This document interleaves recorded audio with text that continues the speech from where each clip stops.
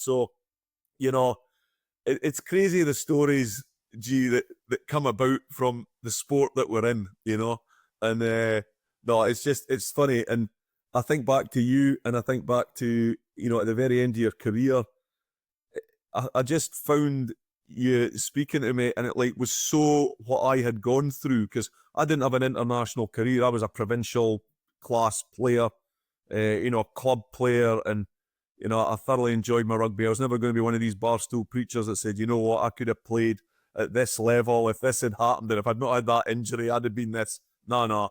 I wasn't athletically gifted enough, right, to play test match rugby.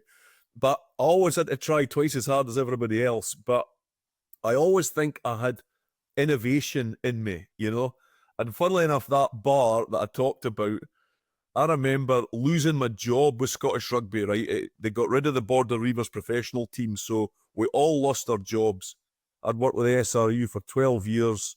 I was one of the sort of longest working guys in the union. Newly married, child on the way, mortgage up to the eyeballs, as every young couple does. And then all of a sudden, we were made redundant. You didn't have a job, and there wasn't a lot of pro rugby jobs going about in Scotland then. So I remember that Saturday night going to that bar with my 4 or 5 of my good mates, and they're saying, what are you going to do? And I'd kind of thought about it, and I'd been thinking about it for a while. I said, you know what I'm going to do? I said, I think the way the game's going is it's going to be far more contact, collision, technical accuracy. The game's just going that way. And I said, you know what? I said, I'm going to go out to change the game in that small area you talked about in one thing. That was going to be it for me. But I said, boys, the only way I'm going to do it is I'm going to have to coach international rugby. I'm going to have to be involved in some way with rugby league. And I'm going to have to do the NFL as well. Well, they just all rolled about laughing, Gray, how many beers have you had, And I just thought, no, I said, if I'm going to do it properly, that's the way I'm going to do it. And I said, there's 3 things you're going to have to do. You're going to have to rewrite methodology. You're going to have to create all the analytical papers that go with it. And you know what? You're going to have to design the equipment, because the equipment wasn't good enough. And that was the start. So the corner of that bar there, funnily enough, there's a South African rugby jersey now hangs there, and it's got Richie Gray, Gala, and South Africa. It's brilliant. I love it, because folk think, what the heck's this? And obviously since then you've had Scotland and Fiji as well. But, that bar's got a lot to answer for. And there's a lot of things went on behind it. But I've always, maybe luckily, you've always had an idea, or you've kind of smelled where the game's going to go next. And not just rugby, the game of contact and collision. And, you've then acted on it. Because, there's talkers and doers, as we say. There's a lot of guys I meet that talk a great game, but they don't do it. You've got to talk it, and you've got to do it, Simple as that. Oh, Richie, you're opening a big can of worms in so different avenues. I'm looking at Ben spinning. I'm spinning as well. But I think the big question I want to ask you is, Richie, you're in that environment now. You've been fortunate to have been involved in the highest level. You've been involved with the Springboks, Scotland Rugby, Fiji, and you're also consulting with the various top-level elite teams in rugby as well. And you got this opportunity, to coach or to consult in the NFL. So, one, how did that opportunity come about? How did you get that great opportunity? And what insights can you give us in terms of how you bring value to the contact situation in the NFL? And we've seen in the US, a lot of people fear rugby. They say we are crazy. But what can you share with your journey so far in the NFL? Yeah, well, your first question actually touched on the NFL, so I'll kind of go back to it now. But here's the next crazy thing. And there's been a massive, I'm a great believer in what's meant for you. Somebody's guiding you on a path, right? You can think what you want. Many people have different ways of talking about it. It could be faith. It could be a belief. I'll never knock anybody for, how they go about living their life. I always say it's not difficult to be a good person, but the key is that sometimes things just happen for you, and many, many years ago, before I even coached the Springboks, I was sent by the Scottish Rugby Union, Jim Telfer, who obviously legendary old British Lions coach who lives about half a mile from me here in Galashiels, and I still see him pretty much, once or twice a month. Great to catch up with him. We were about to start academies. So I said, listen, I would like to go to South Africa just to see Super Rugby, because then it was Super 12 or Super 10. And I wanted to go out and see what was going on, because I felt that was going to be the next big thing in rugby. We'd never really seen anything quite like it.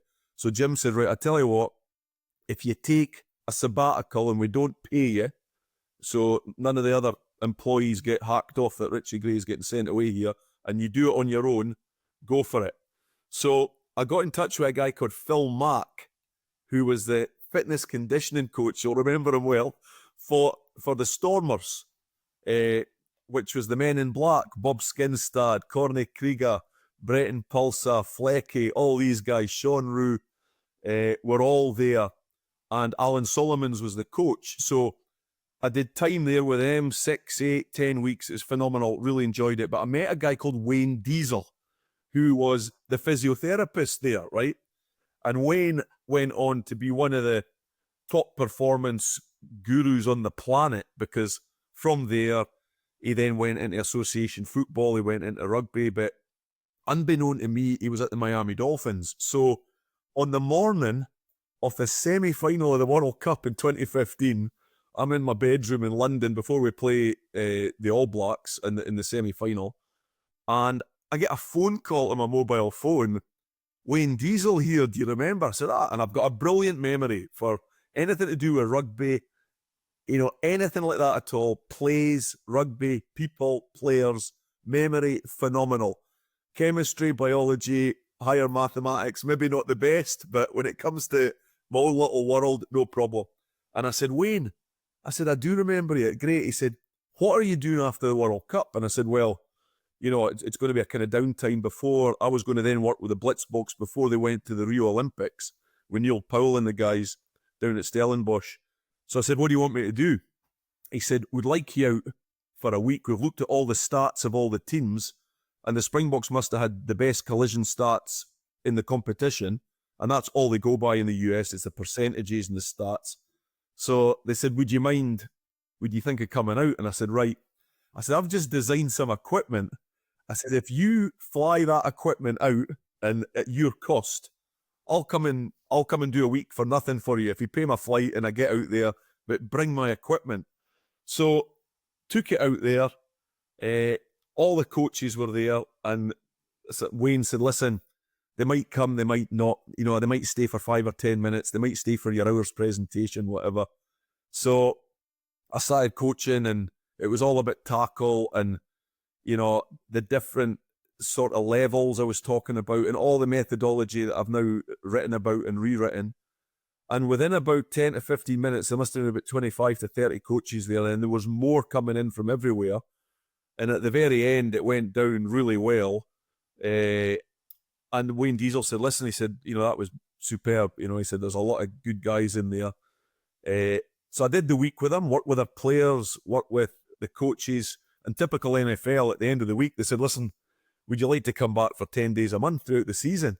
So I just said, listen, let's do it, So all of a sudden, I ended up with Miami Dolphins. We reached the playoffs in 2016. And it was just the beginning of the NFL journey for me. And since then, and this is the crazy thing about the NFL, in jokingly terms, stands for not for long, right? NFL, not for long, because either you're going to get injured as a player or you're going to lose your job as a coach, right? There's not many coaches have lasted like the Belichicks and these guys that lasted for years. So NFL, not for long. So within about 2 or 3 years of me being at the Dolphins, that whole coaching team had gone all over the NFL. So within a matter of 3 years, I pretty much had somebody in every NFL team that I knew. They knew you maybe knew the players. And we just had a great year there. And you just brought your own stamp on it. That was what you did. And the equipment they loved because they had nothing like it. And I was the first to ever create what is now known as technical training aids. I created technical training aids, and folks say, well, what's the difference between a technical training aid and a training aid? I said, well, the training aid is just a tube with PVC covering it. This one's got grip points on it. It's weighted. It's different levels in height. It was to bring around technical accuracy. So players loved it, coaches loved it, and all of a sudden I could spend hours talking about how we got the business going in the US because it meant you getting in a plane and meeting 20 different people, you name it, you know, but that was it. You know, that was the start of it. And it's never finished. Oh, awesome. Unbelievable, isn't it? And now, incredible. Yeah. It seems to me, Richard, is just having spoken now for 20 minutes or something like that, is people. It's about relationships with you. People. It's all about people. And it was a great, you know, I'm lucky when I'm in America, you're in a different sort of world there. It's different. It's so different to rugby. But at the end of the day, it's still people, you know? And I always say, I coach people, I don't coach players. And it's a really, really important thing. And you said at the beginning, G, is there any advice you would give? I used to coach players.